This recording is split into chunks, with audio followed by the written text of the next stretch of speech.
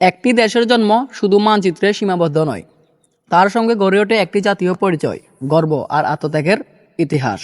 আর এই ইতিহাসের গুরুত্বপূর্ণ অংশ হলো একটি ইউনিফর্ম। আজ আমরা জানব কেমন করে বাংলাদেশ সেনাবাহিনীর ইউনিফর্ম সময়ের সঙ্গে বদলে গেছে, গড়ে উঠেছে বাংলাদেশ সেনাবাহিনীর গর্বিত পরিচয়। 1947 সালে গঠিত হয় পূর্ব পাকিস্তান রাইফেলস। সেই সময়কার ইউনিফর্ম ছিল ব্রিটিশ ঔপনিবেশিক প্রভাবসম্পন্ন, খালি রঙের সরল ডিজাইনের। এটি ছিল পাকিস্তানি সামরিক পরিচয়ের প্রতিফলন। 1971 সালে মহান মুক্তিযুদ্ধে সেনা ইউনিফর্ম পায় নতুন অর্থ। কেউ ছিল গেরিলা যোদ্ধা, কেউ মুক্তিবাহিনী সদস্য। এটিরও নির্দিষ্ট পোশাক ছিল না, কিন্তু সবার হৃদয়ে ছিল একটাই রং, স্বাধীনতার রং। মুজিব কোড হয়ে ওঠে জাতীয় ঐক্যের প্রতীক।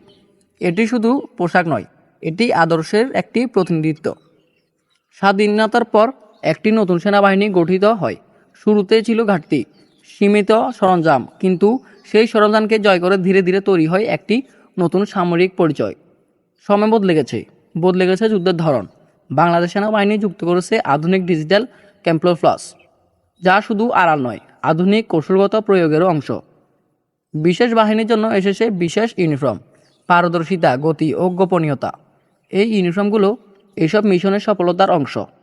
সেনা ইউনিফর্মের একটি যুক্ত হয়েছে আধুনিক প্রযুক্তিতে, body armour, communication system, night vision goggles, যা 21 শতকের যুদ্ধে অপরিহার্য।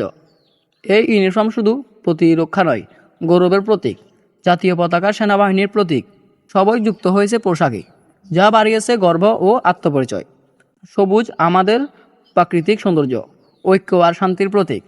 প্রতিটি রং, প্রতিটি ডিজাইন বহন করে একটি বার্তা।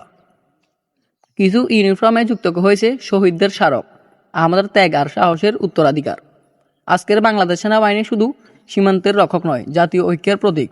ইউনিফর্ম এখন শুধু গায়ে পরার পোশাক নয়, এটি একটি জাতির চেতনার প্রতীক। ভবিষ্যতে আসছে আরও স্মার্ট ইউনিফর্ম, সেন্সর, স্মার্ট ফেগিক, কৃত্রিম বুদ্ধিমত্তার সংযুক্ত প্রযুক্তি। প্রস্তুতি চলছে একটি আধুনিক ও প্রযুক্তি নির্ভর বাহিনীর গঠনের। এই ইউনিফর্ম শুধু কাপড় নয়, এটি সাহস, আত্মত্যাগ আর দেশপ্রেমের প্রতীক।